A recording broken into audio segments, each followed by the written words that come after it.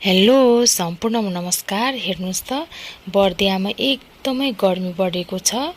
मैले ब्ल्याङ्केटको तन्ना चाहिँ मैले बाकसहरूमा दराजहरूमा थन्काएर राख्नुभन्दा पनि मैले यसको चाहिँ मादलवाला सिरानी बनाउँछु भनेर हजुरहरूलाई देखाउन गइरहेको छु।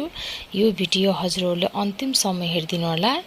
हजुरहरूको पनि घरमा यसरी नै ब्ल्याङ्केटहरू 4-5वटा छन्, अब राख्ने ठाउँ पनि छैन, प्याक भइसकेको छ भनेपछि हजुरहरूले यसरी नै बनाउनु होला। एकदमै राम्रो देखिन्छ। यो चाहिँ सो पनि देखिन्छ, अनावश्यक लथालिङ्गे त्यस्तो पनि देखिँदैन। मैले बनाएको जस्तै गरेर हजुरहरूले बनाउनु होला।